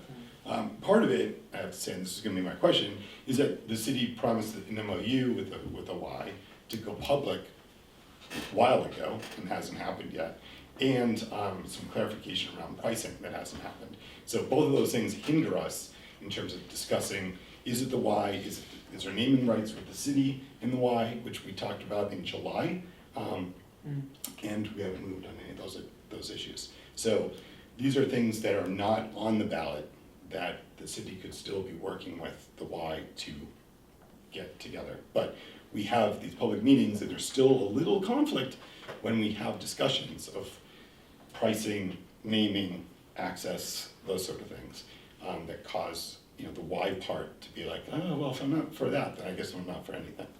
And that's what's gonna probably take down the rec center. For people who are interested but are concerned, people who don't wanna pay for infrastructure are gonna vote no for all three items, point blank. And that's a huge amount of people. So. Did you want to pose that question then? Yeah, so I'd like to pose a question. Do we have it? We don't have it in our MOU in the city? I've met with legal a couple of times, it's in their court. So Okay. I asked again today, because I knew you were gonna ask that tonight. Yeah. But I will let the board know as soon as I hear back on it. Okay, yeah, it's, yeah, I mean, there's, you know, people are concerned, I mean, the Y doesn't know what, they just call it, you know, the Y themselves. It's hard to then, if it's Y branded only, what's the $12 million worth of, you know, public investment? What did we get out of it? And I try to say that I would think that there's some naming rights involved with the $12 million investment, but that's just me, private citizen, saying that. So, But the Y has committed that it They- doesn't need to just be the Y. but they haven't committed that I mean, it's all branded just as Y. It doesn't, they don't even look right like City of Longmont Y on any of their flyers or any of their information. Gotcha. And so that, with that, it looks like the Y is building a center by itself, and the city's gonna give them $12 million and off to the races. And so there isn't a lot in the language. I have the Y hockey and the Y facility flyers outside if anybody wants to take a look at them. But it's, but it is really like, it doesn't look like fully like a partnership. It looks really like Y produced a number of things. City communications had nothing to do with it. And so, you know, we kind of run into that sort of issue where we knew there were gonna be issues about North Longmont, you know, and namings and using the Y as calling it a third rec center, is tough when we don't know those equity access issues and naming rights and things like that. Because people are like, it's not really, you're just giving them money and land. And Yeah, still the Y. to take care of a $23 million problem. No, Yeah. But I think that has not been very clear. I think people still think that if this doesn't happen, they'll get a new centennial pool. It will force, I've heard several times that, that it will force the city's hand to fix Centennial Pool, even if it costs more, but it's not the Y. And I don't know if people really have an issue with the Y, it's just that it's some other entity. And so, you know, that's the concern, so. So having the chance to talk to those different groups, did you feel like there's anything that helped get people over that hump, that people that can speak about this could start using? Was there something that you felt like a little more of a winning? Well, I mean, we've talked about like that, you know, city council has already discussed about equity and access, and that, you know, both Chris and Jeff and I think even Ben have all said that hockey pricing has been basically the same between the Y and the city, and so those prices will be the same. And so given that, you can do the ... Maybe the prices are really, really close afterwards, but I can't say that. So I think saying that there's some I don't access- agree with that, Scott. I think we have agreed on everything, and I wasn't gonna call Chris out in a public meeting saying that. But he Okay. just referred to ICE. I don't believe that to be true. I think it's everything. Oh, well, it's everything. I'll introduce on Wednesday right off the front. And I will reach out to him Yeah. tomorrow and vet that. Yeah, because it's a real concern with like senior citizens who are figuring out pricing. Like, how does this work? And he you know, took me aside too and asked, like, well, listen, we have to work, we still have to sell memberships here and stuff. And Well, I'm like, well, yeah, but you know, we're not talking that 100% of people are gonna be doing memberships. Like, some people already have a rec pass will be able to use your facility. Right. So, yeah. And so, yeah, it's tough with all these questions, so. I'm looking at an email that I received just a couple of hours ago from a resident, a Ward 1 resident, who is so confused about the issues. I mean, trying to respond to this email to explain is probably not gonna be very effective. It's just, people have conflated issues and they've so misconstrued what the proposal is, that it's tough breaking that down. Well, yeah, I mean, we get way ahead of ourselves. There's a lot of people who are way ahead of the entire thing, thinking it's building affordable housing on the Y property, and why are you destroying the Y? And people who love the Y are like, why is the city coming in and blowing up the Y? It's just like, wow, there's just not enough budget to take over all of these things, or people are way beyond. And there's a couple of candidates who have made it very difficult to, they're in positions who are not helping, who don't know what's going on, so. Yeah. I'm better off just being quiet. So so, and the good news is that I thought the signs were actually landed today. Unfortunately, I have 1,000 sign stakes instead. So it looks like the signs will be around Wednesday or Thursday. Hopefully they'll get in by the time we get to the Y meeting. So tons of yard signs, so think about it. So I had a related question that I had asked Jeff. I had hoped that we would be able to get Bill Greenwald to come, but as I think you've noted, the transportation board meets at the same time we meet. Just because one of the questions I do hear from Southwest Longmont from people that live there is about the traffic around Dry Creek. I hear, people have gone down, they're like, I love this, I love this, I love this, but, traffic around Dry Creek is a nightmare. Is this gonna make it worse? And, I've been assuming that the city would not intentionally make a bad situation worse, that they would likely implement, they would do a study, they would implement, planning aspects that would help maybe even make the situation better. And I was hoping that we could get some details from Phil, not about what they would commit to, but about what are the steps that the city would take and how would they address a situation like this if the ballot initiative passes. But we got maybe some informal information, but no formal information from him. So I'm not sure if you have any more you want to share. No. All I know is that any facility like this rec center or the library has to go through a process that not only is about transportation, but it's about what's included in the facility, how it's managed, how we deal with stormwater, and the list goes on. Transportation is a very big part of that. If the study defines that we need to do calming devices or traffic lights, that all falls on the project to do that.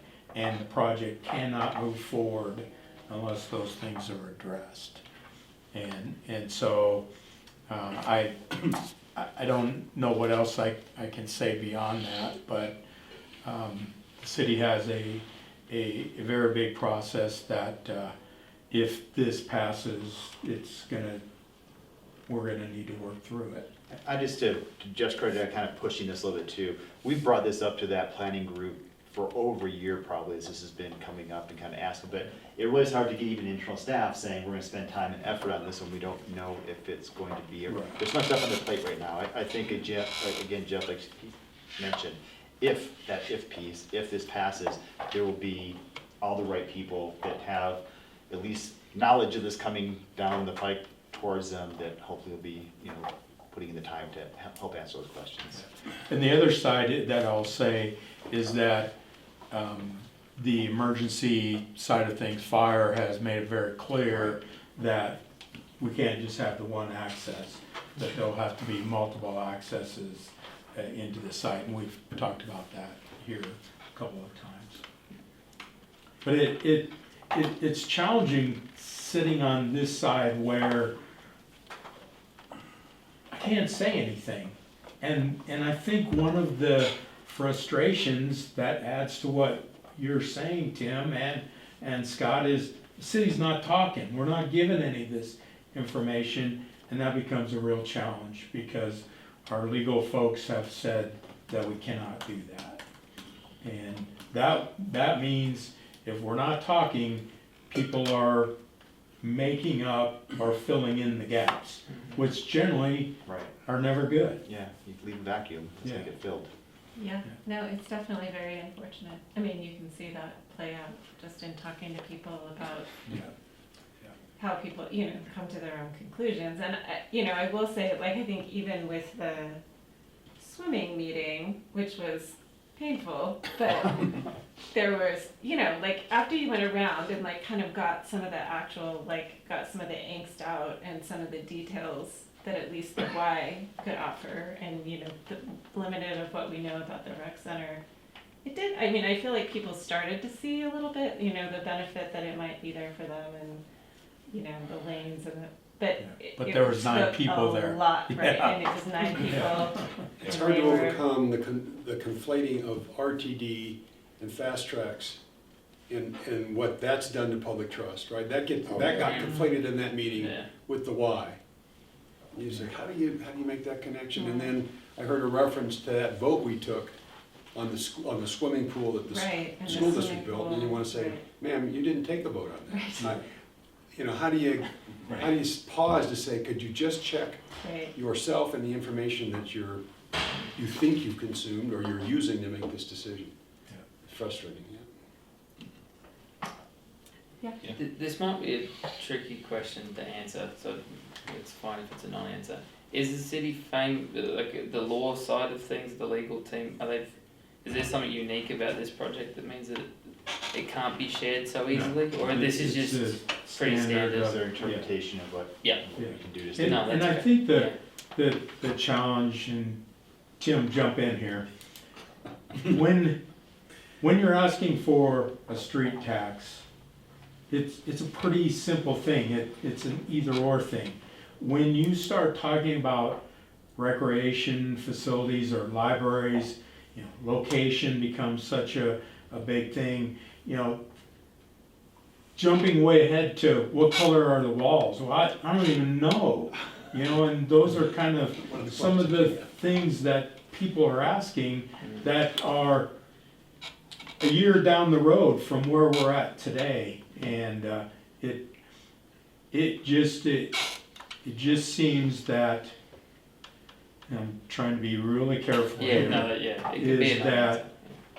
if the city is going to put things on the ballot, we need to take some of the restraints off and trust that staff are gonna be able to give information without crossing the line of advocating or being against something. Part of his job is to Wholeheartedly agree with that. help you Yeah. and us get this on the ballot. The legal department's primary mission, they're risk averse, is to keep the city, or anybody in it, getting employed by it, from crossing any lines. So the question is never, what are you trying to accomplish and how do I help you accomplish that and stay legal? It's always, here are the things you can't do. Yeah. You start from just a very It's gonna different, impact the quality of the city, I mean, and the quality of the facilities in the city. say again? It's gonna impact the quality Oh, sure of it what is. the city can do and what the city's able to become. Yep. And I don't know if arm's length is like the right answer, if like the city, if you're gonna spend whatever you spend on doing the rec center study and getting all the preliminaries done, throwing $50,000 or $100,000 to a marketing communications company to be an arm's length away from the city, to do that for the city, would be ridiculously helpful for, you know, any project that's there, or all 3 projects at the same time, or whatever it is, because I just hear the questions on all 3 of them are very similar sort of things that the city can't talk about. And it's not helpful that we've already spent taxpayer money building to this thing, which already then shows that city and staff are for it because they've decided to put resources towards this, and then cut off at an arbitrary point in time and then not be able to contribute anymore. I think it's just overly conservative, but.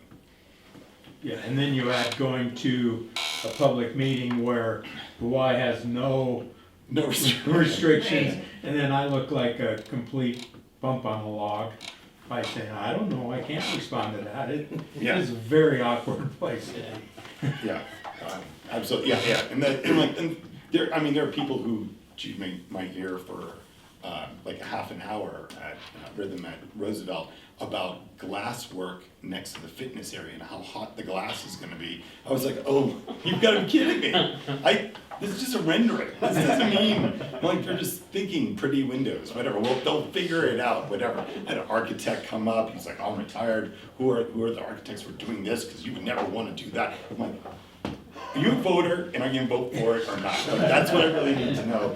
And it just, so it's, yeah, it's really, like, a lot of people have their own things, but like swimming kind of like, the issues really was on the swimming group, since it was so small, it was just like, they were picturing their kid who may be like a freshman or a sophomore, and if the pool goes away and how it affects their development of their swimming for their kid right then and there. Not swimming in general, not even their company, which is Red Tails, they were talking really about this individualistic like approach to voting, which is really against what we're doing here. We're trying to build something for a community, not just for you. We didn't have a meeting just for you to have a meeting.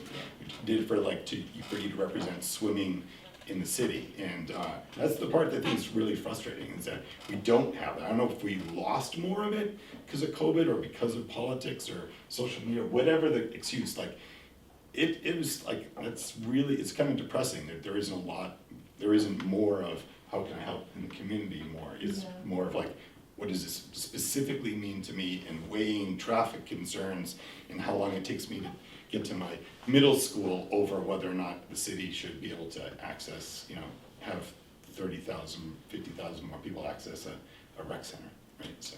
Yeah, I mean, that's been one of the kind of sad things for me to observe, and hopefully there's still time, there's still a chance, there's opportunities for people to engage, but I think it does really take a community kind of civic minded approach. I mean, all of these ballot initiatives, that you have to want the community to be better and have more opportunities and not vote solely on your own personal interests. I was gonna ask, you mentioned the mailer going out. Can there be a digital version of that on the website for the city? Yeah. Okay, there's nothing right now, but if Yeah, we can get that posted. it's pretty hot off the presses. Okay. So. That'll be good, because right now there's no presence at all beyond the ballot language, and that'll be a good start. Yeah. Any other? Yeah, I'll tell you that flyer says no more than what's already on there. Mm-hmm. Yeah, you're talking about like the 8-page flyer?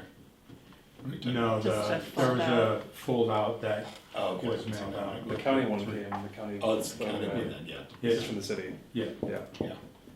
So, also, there'll be a whole other project that I'll take on after this, is that the city's clerk's office needs to be more communicative of how things work, because just reading through Colorado statute in order to figure out when deadlines are, and then find out that deadlines like also have like noon or something that's on there, but yet we have our own like elections commission, like elections board and rules, but it doesn't say those dates. So there doesn't, like when it's public time to comment or whatever, is not even stated in our rules, which are supposed to supersede or like the generic rules. And so it's really frustrating as an organization to say, okay, well, who's the authority? Is it Boulder County elections or is it the city of Longmont? And whose dates and times are we supposed to follow? Because the city clerk's section is like 4 pages, and it's really about accounting and paperwork. It has nothing to do with communications and how you go about your business. So it's a tough process for a new organization to be supportive in that way. The state, by the way, in the Tabor notice didn't list the city of Longmont. It listed Boulder County as the appropriate authority to talk to about elections, by the way. So there you go. So we're not even listed as the elections authority for our city. Because we're not. Yeah. Boulder County is. Yeah. We can set our own deadlines in terms of petitions and whatnot, but in terms of regulating elections, we've conceded all that to Boulder County.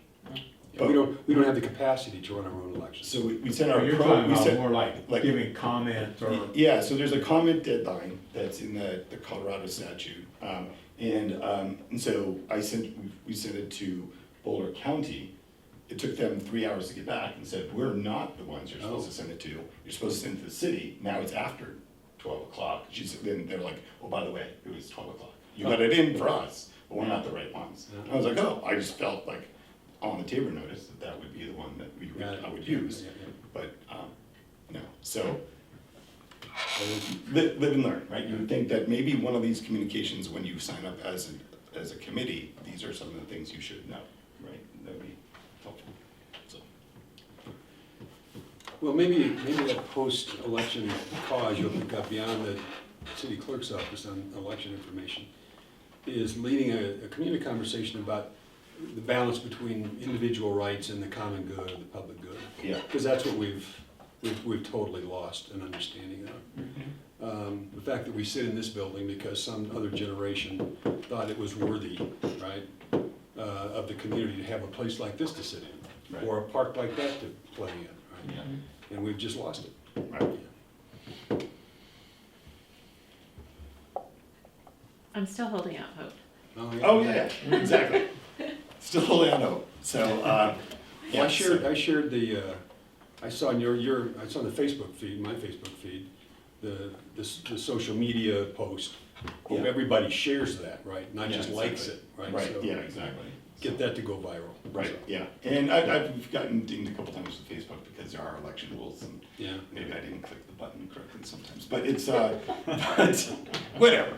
Reach out to people at the same time. So, but yeah, we're, hopefully get out to more and more people, and there's some, stats and social media things that will be happening. So, unfortunately, the school district has decided, or the school district is not taking a position on any of the city election points. And the school district's foundation says that it cannot take a position. Even though it's recreation would be in the benefit of students, and both the Y Recreation Center and the new Recreation Center are located right next to their schools. I wanted to have just just give me an impact statement of, building these. Did you ask the PTOs by chance? Because I think they're separate. Yeah, the PTOs are separate entities. I just started with the district and the foundation first, so, yeah. But, yeah. Any other questions or comments? All right. I could go on and on. Yeah. Okay. Any questions on items from the packet?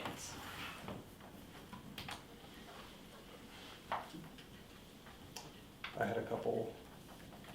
Go for it. On Thompson Park, great that the meetings got scheduled for the renewal. Maybe there's been out today. Maybe I was gonna say, could they be added to the city calendar as meetings? They're not on there So right we now. can look into that. Okay, cool. They're on the website, they were there a few days ago, so I'm pretty familiar.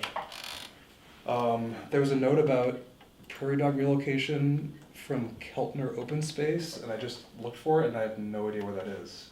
Keltner? Yeah, It is it's not actually- labeled on any maps I could find. No, it's north of Union Reservoir, just north of, I pull up in here, but it's Union Reservoir, County Road 28 is the road that's north of Union Reservoir. It's it's owned by Water Resources, that fund owns it.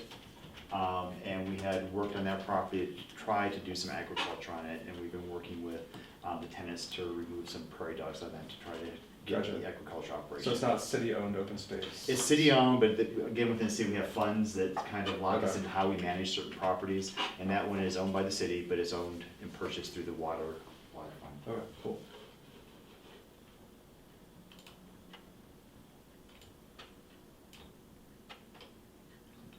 So this is California. Right here, this is probably, you probably see some Prairie dogs. prairie dogs Yeah. that were Okay. within that agricultural area. Um, It's but very hard to irrigate. Okay, cool. Yeah. The other one I was asked about was there was a mention of Dry Creek #1, the extension from Sam's Club to Sunset, and starting next year. Is there any, are there any resources about the design for that, or is that in design? That It's in act- design, It's in design, actually. okay. Yeah, I just actually had a. Because there's no website spot for it. The other ones are quite well supported, but I couldn't tell where that was going. You wanna talk about Stephanie, because it's a project that, again, because us getting some new project managers really helping So- out, but engineering is taking this one on, I believe. It's right here, and I'll go into a more of a zoomed in Google Earth view. So right now the sidewalk, the trail ends. So it'll continue along the ditch, and then at this cul-de-sac street, it'll then be a bike lane, and the bike lane will take you to Sunset. Great.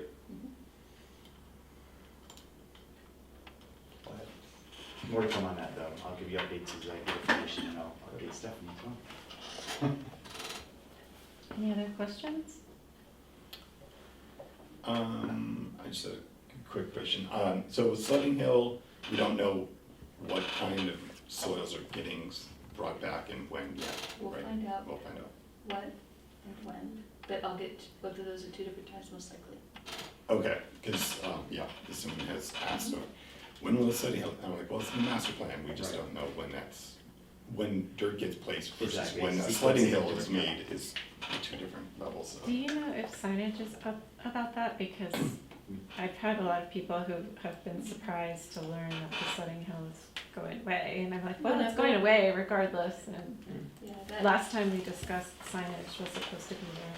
well, it starts whenever they hire a contractor. So once they execute a contract with the contractor and then they have a time frame, then they'll put out the signage to alert the community. Oh, we couldn't put a far sign up ahead? now? Just saying. You're saying To that? be determined. Yeah, the city of Because Warren. it isn't a sledding hill. Right. It's used as a sledding hill. Right. No, we'll talk to that team that's working on awarding that contract to see if we can get something out there. Yeah, just a Don't like, write, heads up. blame it on Jeff. Yeah. Yeah. Blame it on that. Yeah, it's asking. Yeah. You called it ski hill a couple times too, growing Oh, up in yeah, Michigan, yeah. that definitely could have been a ski. Yeah, hill. in How little else is towns it? in New England, it's a ski hill too. So thank you for cleaning up the bollards on Price, that looks great. Signage though, are we still waiting on? We are, so those will be installed in November. They're being fabricated currently. Let's see, detour. So we have a few updates on the detour. So yeah, the sign's coming. The city has ordered a solar powered flashing cross signal at Boston. The solar piece was critical since there was no power source there. And I believe that they were waiting the material delivery date on that one. So they've already procured it, it's gotta arrive and they'll get that installed. As you mentioned, the bollards have been cleaned up, repaired and replaced. These signs will be installed in November. The 27 additional signs that are needed to come around this location. When I count their little icons, I count 30. So I don't know if there's 3 that already exist, but they gave me a quote of 27. So then there will also be flashers installed up here at the crossing area of the trail across Sunset, right near the railroad tracks. And then Boston has yet to become a 25-mile-an-hour construction zone. I did reach out to them and I haven't heard back on that time frame. So I know you guys have probably seen that it's well underway. They've closed a portion of the road over here. So Yeah, well, this isn't necessarily for you, but it's, the westbound, bike lane all of a sudden becomes a storage area for, barrels, traffic barrels, right before and across the bridge. So as you're going west on Boston, all of a sudden, there's a bunch of traffic barrels just in the bike lane as you go over the bridge, so. well, I do know that they had planned on doing it. This is gonna be a very controlled area for a lot of the project. Right. With pretty extreme traffic control. I went through there today and, it was the whole slow down and stop, Yeah. but the people on the side of the road. Yeah, they have likers and stuff. Right, but like right now, or like at 5:30, nobody was No. there, and so if you were Driving. riding home, you all of a sudden have to get pushed into the, We can see if we can get like route, yeah. their plan.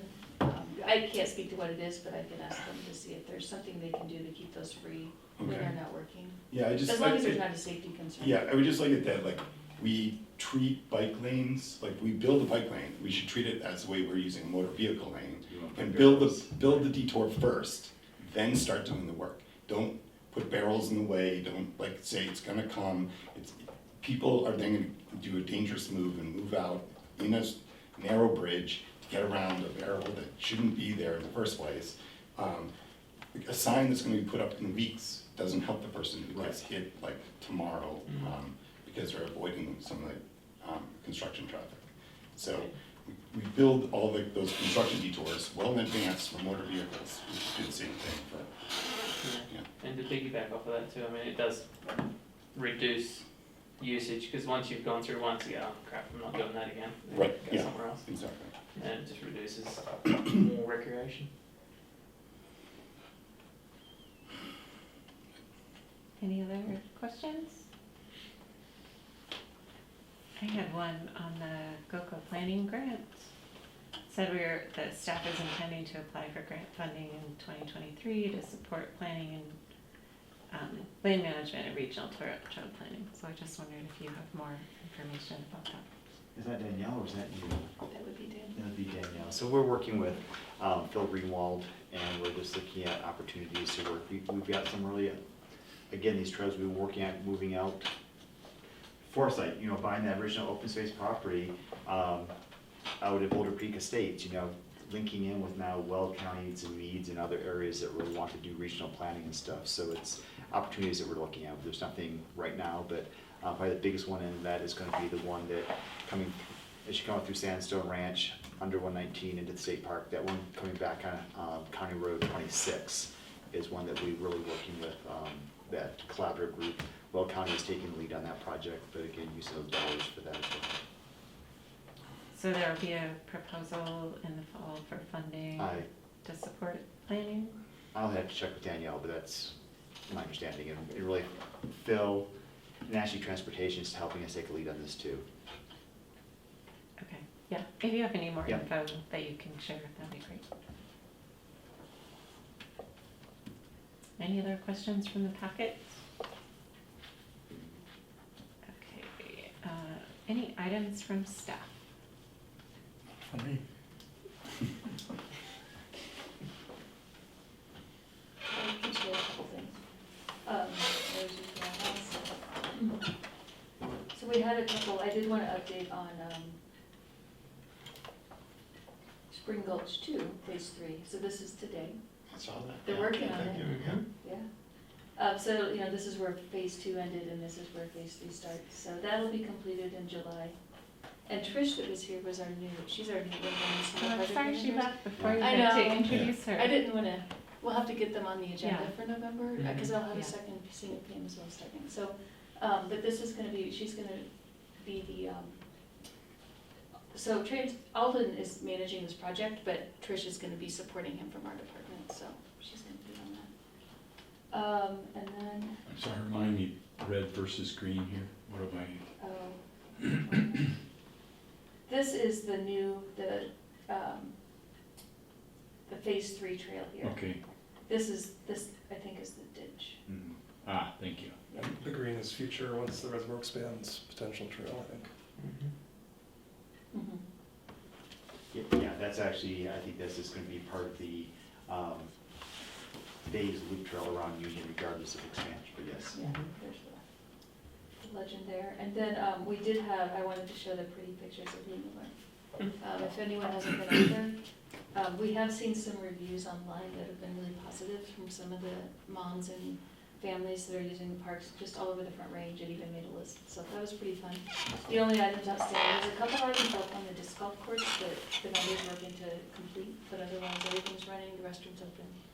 Now the restroom will be closed soon for the winter, but it's open. Yeah. A week or so. Yeah. That was last Sunday. Wasn't it the 2nd It was the 15th. October? Or was it 15th now? Okay. I was out with Miller on Saturday. It is amazing, and I asked people, and they were all very happy about it. Okay. So everything works perfectly. It's nice. Everything moves nice. There's nothing squeaks like a brand new car. Right? There's no sand and all that kid stuff. Yeah. But especially the climbing structure was amazing. Yeah. It looks And, like fun. It is very cool. That's all I had. Great. Any items from the board? Yeah. I talked to the tennis folks, there was a large tournament in September 7th, 10th. It goes for a week at Quail. They had over 300, like 314 people, competitors. 3/4 of those are from out of Longmont. So it has become a regional thing to do. It's become one of the larger Colorado tournaments. It's all run by the Longmont Tennis Association and volunteers and stuff. So the city doesn't do anything except turn on the power and let us use the courts. Almost all the reviews were 5-star. There's a whole registration system through the USTA, so you get a lot of feedback, which is nice. And almost all the reviews are 5-star. A couple of 4 stars dinged us for not enough shade.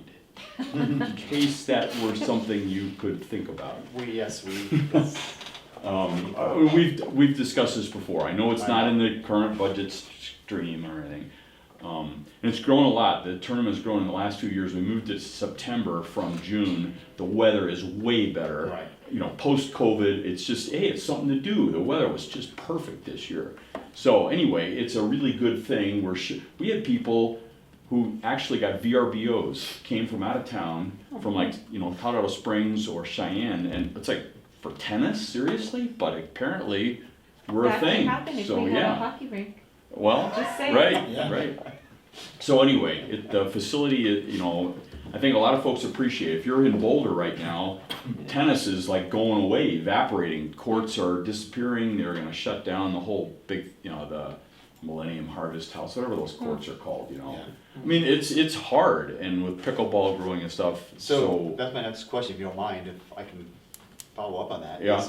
With that response from tennis community, are they feeling pressure from pickleball? Did we strike a pretty good balance? Yes. Are they? Okay. I think we felt balanced. They called and I've met with them and. Okay. Yeah. Said, I really don't want to do that, but it's that David guy. No, but we had a good conversation. Okay. We really have no intentions of converting any more tennis courts to pickleball. The next pickleball that will happen will be at Nino Gallo. Right. And then whatever happens at Quail campus. But we've really tried to explain to pickleball that we've done as much as we can for them right now, and that we also need to meet some needs of some other folks in our community. So. Yeah, I mean, the tennis community is still very large in Longmont. Yeah. There's a lot of folks playing league. It's a huge revenue thing, not maybe necessarily for the city, except for court rental fees. Right. I mean, there is a lot of stuff going on. So it's not like we want to just fold up shop like outdoor hockey did, more or less. They're kind of evaporated, by comparison. Yeah. So anyway, I just thought I'd let you all know that it was a big deal. Does USTA work with Visit Longmont in the promotion of this event? I don't think USTA has much to do with it except put it on the Or webpage. the Longmont Tennis Association? Longmont Tennis Association does on their own. I don't know if they've done anything with Visit Longmont, but I will put that bug in their Follow ear. up with Sarah. Okay.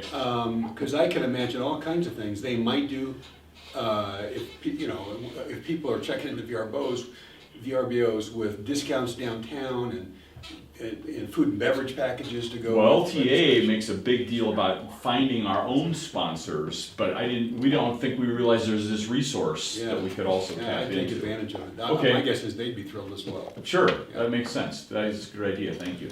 So why is it doing so well in Longmont, not in Boulder? Boulder has far fewer courts. They don't have a Quail facility. It's all private. Any large facility is private except for CU, which may or may not exist in another year or two, the South Campus. Right. So there's just the only place with public courts similar to Longmont Close is Loveland. They have a whole set behind Loveland High School and then up northwest part of town. But Boulder, Louisville, Lafayette, there aren't public courts more than 4 courts in a park. Right. So to have 10 courts at Quail and have Affolter less than a mile away with 4 more courts is really a little special around here in this area. I think it's just important for them to hear that as we're developing the new parks, we're not hearing anything about we need more tennis. All right. And that might be just a message, if We have there a is board a meeting once a year. soon. if there is a need, Right, we're not hearing it. okay, Is that fair? We hear more pickleball than. Yes, absolutely. right, okay. I will bring that, I think, yeah, I don't know what to think, but I'll bring that up and we'll see what the feedback is. Okay. Cool. And we did remove some tape off of inline hockey because inline hockey is still out there and people are Okay, still good. using those Yeah. as Right. well. I was So glad to see I also that. make sure that you. Yeah, good. We do need to repaint the lines in that court though, but Okay. I'll email you. Probably not in the winter. Which one? Well, You will. Oh, that one actually gets a lot of use by. is that the in- Blue people. Sky Park? What, no? No, the bar. Red bar Barn. for people. Oh, thank you, Barn, yeah, got it. Councilman Waters? This may be my last meeting with this group as your liaison to council. Now, I realize November 13th, there's a meeting. I will be a lame duck at that point in time. But part of the role of liaison is to carry messages back to council, and I will be off of council, but the council meeting again. So I may or may not be here. If we win, if you win, I'll come just to do a victory dance. But I just want to say how much I've enjoyed having this association. You've got the best staff in the city working with this group, and this has been one of the great joys for me these 2 years and the first 2 years I was on council. So I appreciate the work you all do. I admire it. I'm grateful for it, and I hope you just keep leaning in to the things that you're doing now and that the city's going to need you to do in the future. So. Thanks. We appreciate your participation and engagement with us. Yeah, I'm glad you overlapped with There's him, a board thanks. seat that's open, if you'd like to.